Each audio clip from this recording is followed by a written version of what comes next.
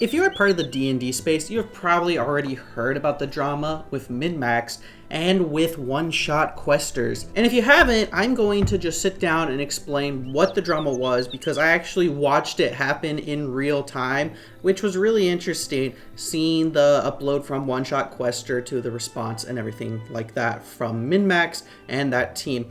So where does the drama start? It starts with the first episode that launched with min-maxed. After it launched, one-shot questers made a response to the episode, talking about his many flaws with it and the many issues he had with it right after it launched. And so we're gonna go and break down what those were. And spoiler, One-Shot Quester was in the wrong on this, and we're going to talk about the red flags that also were in his response. So when he first uploaded it, I can't remember the title of when he first uploaded it. I think it was just like his issues with min-maxed. I don't know, because he changed it to just a period, and the description now just says thanks for the response, but he still has the video up, so he clearly must still stand with some of it, or he knows if he walks it back, people will call him out for it. He started talking about his many issues with the show.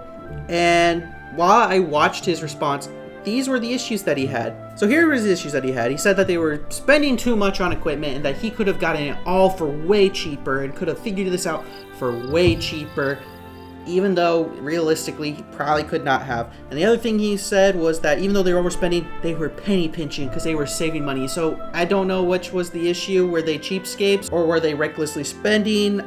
He really couldn't talk about it too much. His whole thing was they overspent on equipment, but they held too much money from the fundraising event. And the other thing he stated was that they were pathetic, that the entire performance was pathetic.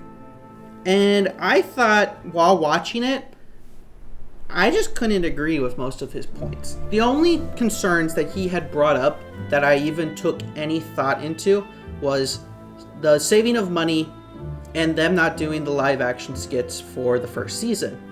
And they did respond about that, but when they made their original response, I didn't even watch it at first because I felt like they didn't really need to respond to any of the criticisms that were truly stated.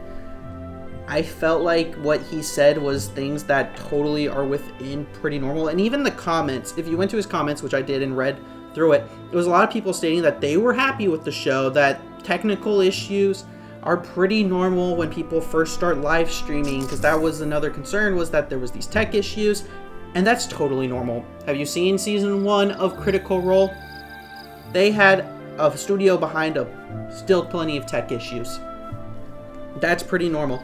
But the only thing I was a little confused about was why did they save half of the fundraising from the first season? I wasn't expecting them to blow 100K on just one season, but I did wonder what was their logic from keeping it. And they did share in their response, which I did watch so I could be fully prepared to make this video. They showed that with that funding, they already now can make season 2 and season 3 of the show with relative ease. They can already make season 2 and maybe season 3 with just that funding that happened. Another issue he brought up was the issue of scheduling release dates. And this one I did think was a little weird. Not like this was a sin of theirs, I just thought it was a weird layout, was that they're uploading a video every 2 weeks. And to me, I thought that was a little weird. I was like, why not just do it every week? Because that just makes a lot more sense, and but that's me thinking of it as like a TV show versus what they can produce and put out with editing and making other content. I'm sure maybe it was just the easiest for them. I still think it could have been 1 week, but that is honestly something that's totally up to them in preference, and I don't think it's a bad thing to space out your uploads. They can upload how they want. I don't see any issues with that. I'm going to go over some of the other issues that he shared, but these ones are kind of the unserious ones that I was like, I don't understand why this is really that big of an issue. That is just minor nitpick stuff more than an actual criticism. Because at least with like your overspending or you're hoarding money, like those are something that, you know, could be addressed. Even though I felt like they weren't doing it, those are things that could. These ones were ones that just didn't make sense at all to even bring up. And that was about the layout of the stream. he started getting upset about how much negative space there was, about how there was these elaborate backdrops behind them, about how the DM took up too much space. That's not even a joke. He literally made a whole section about how the DM's camera was too big and took up too much space. He started talking about how the people were too small, and in retrospect, you could get them a little closer to the camera, but I didn't think it was that big of a deal. I don't know why. He brought that up multiple times about the negative space layout for the camera. I don't know why it was that big of an issue, and they even responded to that saying that they wanted to show off their backdrops and that the backdrops allowed them to be more in character, that they were able to be more fantastical and have more fun with it because they had these elaborate backdrops. And you know what? Good for them. If that's how that works, I think that is totally appropriate. I think that's totally fine, especially since people liked their performance. That brings me up. Have I watched episode 1 of Min-Maxed? No. One, I'm working now. I have to work. I don't really have time to sit down and watch hours of a podcast. And it wasn't something I was that interested in. I love D&D. I like watching D&D podcasts.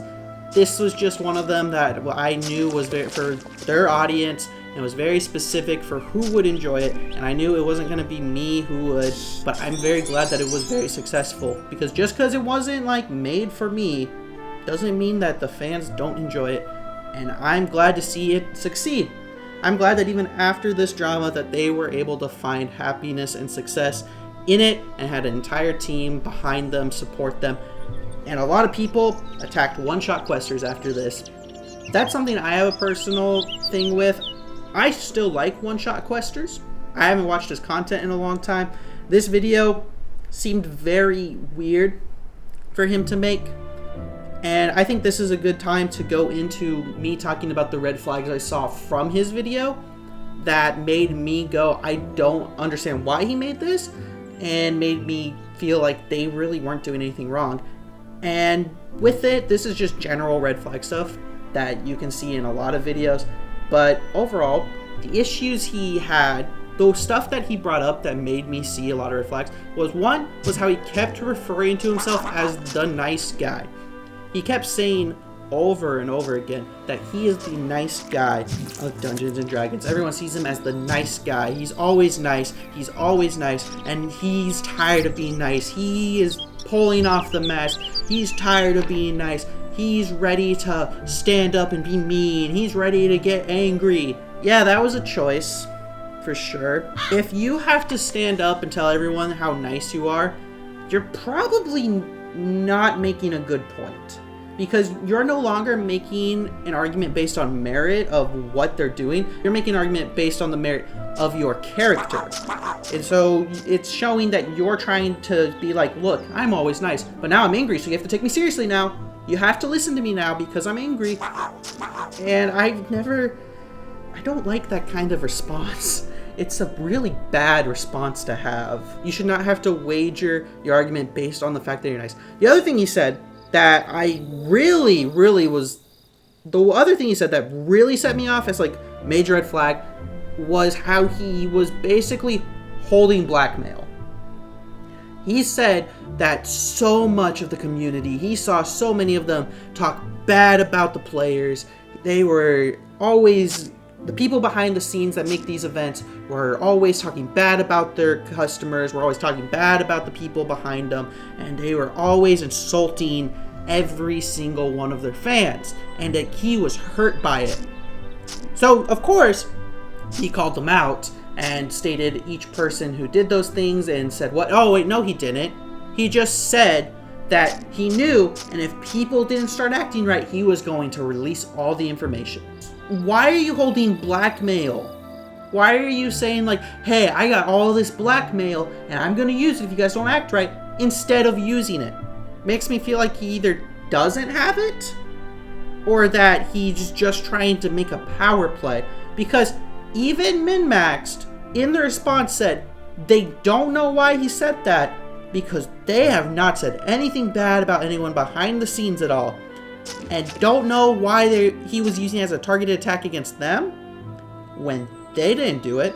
So who was he talking about then in that situation? If he's calling out Min-Maxed and everyone there, it has to be one of them, right? But if they didn't do it, who is he talking about? It just felt like it was holding blackmail.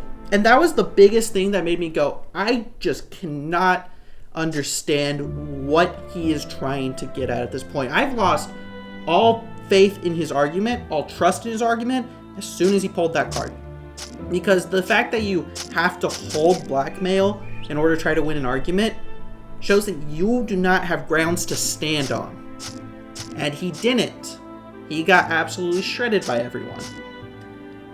And I think that's always a big red flag thing you should do. If people have to go like, trust my character, bro. That's why you should trust me, is because my character, I'm so nice. And I have blackmail on these people. And their whole performance was super pathetic. And I could have done it better.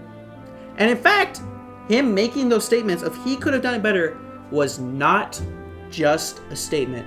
He was trying to get them to work with him, which was another part of the issue. He, in the past, had already messaged the creators of MinMax and said that they should collab. And guess what? They responded and said, yeah, we should totally do it. But then guess what? One Shot Questers, he couldn't do it. He stopped responding. They don't know why. They were willing to collab, but he never did.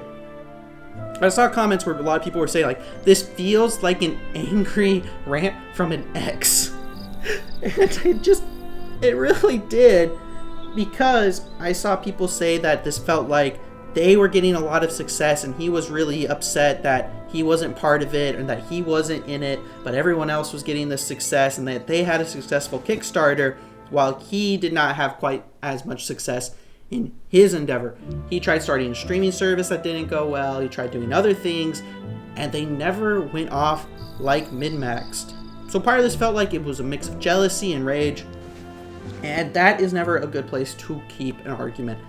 One of his top comments literally said that while he may have had some points that could have been legitimately brought up in a fair and kind way, the fact that he made this video out of anger, rage, and did it while he was fuming and upset and highly emotional, cut away from all of his takes, because now it just seemed like this was made as basically a hate piece instead of an actual concern. The other thing that he kept saying while in the video was that he made this video not for him, but because he cared about the audience and he was tired of seeing them get ripped off. Even though everyone really enjoyed what they got, no, you guys got ripped off because he could have done it better. And that's another red flag, is the statement of constantly saying, I'm not doing this for my good, I'm doing this for your good, actually. I understand that there's good takes where they go out and people will say, like, hey, I'm doing this because it's the right thing to do, it's for the betterment of everyone. But when you make it such a point where you can't provide any physical evidence, so you just keep saying, like, guys, I'm doing this for you, I'm doing this for you, this is for you guys because you guys don't know better, doesn't hold ground. Another thing that really hurt was how he kept attacking the producers of the show. Even though there was no producers on MinMaxed, it was just them, or just creators, and they have not really had any experience with producing. They just did it on their own, and he kept attacking them. He said, this isn't about the creators, this is about the producers, and kept insulting the producers, even though the producers were the creator, calling them pathetic, saying that they were basically incompetent at everything they did, and it was very hurtful things. And I hope he does sit down and truly apologizes and is honest with his audience that this was made out of most likely spite. This was a video made out of spite, made out of rage, and I hope he walks back. Even if he does walk it back, I don't think it's going to change anyone's opinions of him now. I think he set himself where he is. He has planted himself where people are going to see him now for a very long time. I've seen a lot of people when they do these reactions and they talk about the drama, they always attack him. They always attack his content. They're always insulting him. And I just don't think that's a fair statement when talking about drama. I don't think attacking the other person for being cringe is worth it. Like, who cares if someone's cringe, right? Like, oh no, I don't like your content, so I am going to call you cringe and insult you. But what's ironic about that is that's exactly what he did to MinMax. He was insulting them for their content, calling them pathetic, so now everyone's attacking him, calling his content pathetic. And I don't like either of it. I don't like either side. I don't think insulting someone's work is a good way of going and covering drama or trying to prove your side correct, is by saying like, well, this person's cringe and this person's embarrassing and this person's pathetic.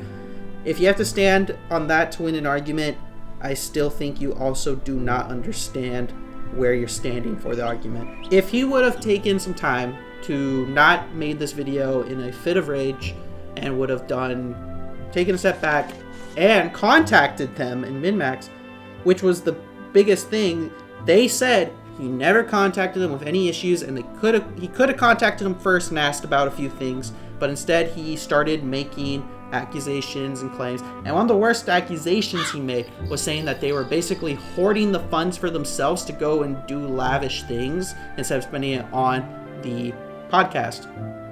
No evidence, no statements. He just said that they're hoarding it.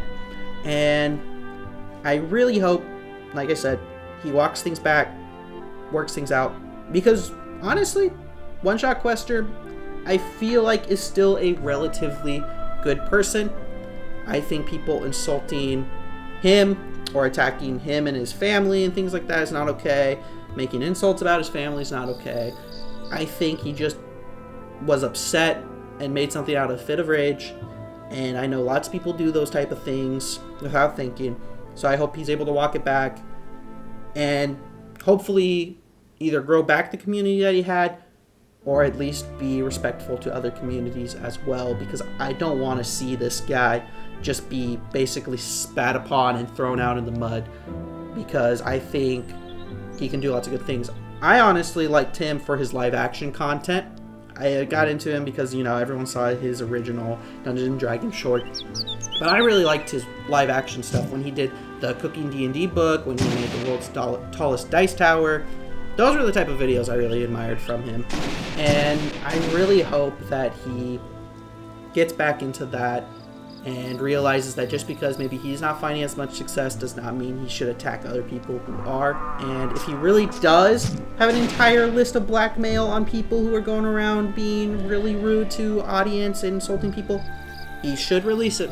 He should not hold that stuff to himself.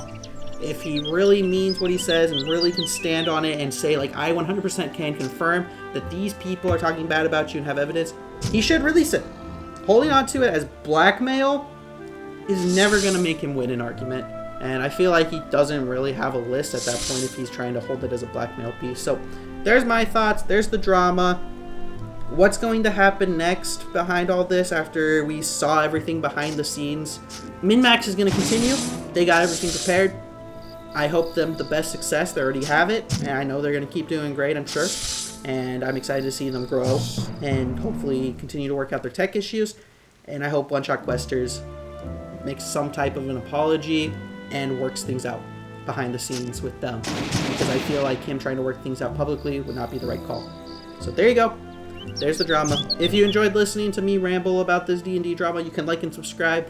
I make lots of random videos. I like to just either cover what interests me or just make a video that's fun to me. I don't really have too much of a steady schedule when it comes to videos, so I'm not consistent on anything, sadly. If you like art, like random things, subscribe and leave a comment about your take on all this, and hopefully things will smooth out from here. Okay, bye!